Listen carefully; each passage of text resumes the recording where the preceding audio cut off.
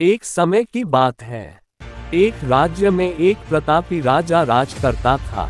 एक दिन उसके दरबार में एक विदेशी आगंतुक आया और उसने राजा को एक सुंदर पत्थर उपहार में दिया। राजा वह पत्थर देख बहुत प्रसन्न हुआ। उसने उस पत्थर से भगवान विष्णु की प्रतिमा का निर्माण कर उसे राज्य के मंदिर में स्थापित करने का निर्णय लिया और प्रतिमा निर्माण का कार्य राज्य के महामंत्री को सौंप दिया।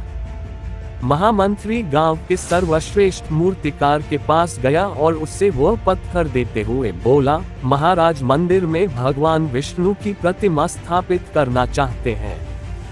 7 दिवस के भीतर इस पत्थर से भगवान विष्णु की प्रतिमा तैयार कर राजमहल पहुंचा देना। इसके लिए तुम्हें 50 स्वर्ण मुद्राएं दी जाएंगी।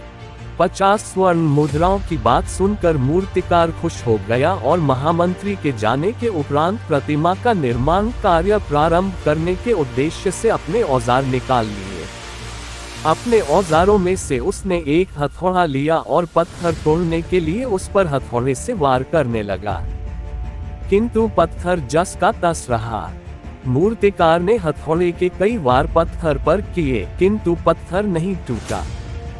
50 बार प्रयास करने के उपरांत मूर्तिकार ने अंतिम बार प्रयास करने के उद्देश्य से हथौड़ा उठाया, किंतु ये सोचकर हथौड़े पर प्रहार करने के पूर्व ही उसने हाथ खींच लिया कि जब 50 बार वार करने से पत्थर नहीं टूटा तो अब क्या टूटेगा। वह पत्थर लेकर वापस महामंत्री के पास गया और उससे यह कह वापस कर आया कि इस पत्थर को तोड़ना नामुमकिन है, इसलिए इससे भगवान विष्णु की प्रतिमा नहीं बन सकती। महामंत्री को राजा का आदेश हर स्थिति में पूर्ण करना था, इसलिए उसने भगवान विष्णु की प्रतिमा निर्मित करने का कार्य गांव के एक साधारण से मूर्तिकार को सौंप दिया। पत्थर लेकर मूर्तिकार ने महामंत्री के सामने ही उस पर हथौड़े से प्रहार किया और वह पत्थर एक बार में ही टूट गया।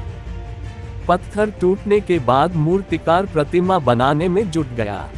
इधर महामंत्री सोचने लगा कि काश पहले मूर्तिकार ने एक अंतिम प्रयास और किया होता तो सफल हो गया होता और 50 स्वर्ण मुद्राओं का हकदार बनता। मित्रों, हम भी अपने जीवन में ऐसी परिस्थितियों से दो चार होते रहते हैं। कई बार किसी कार्य को करने के पूर्व या किसी समस्या के सामने आने पर उसका निराकरण करने के पूर्व ही हमारा आत्मविश्वास डगमगा जाता है और हम प्रयास किए बिना ही हार मान लेते हैं। कई बार हम 1-2 प्रयास में असफलता मिलने पर आगे प्रयास करना छोड़ देते हैं, जबकि हो सकता है कि कुछ प्रयास और करने पर कार्य पूर्ण हो जाता या समस्या का समाधान हो जाता।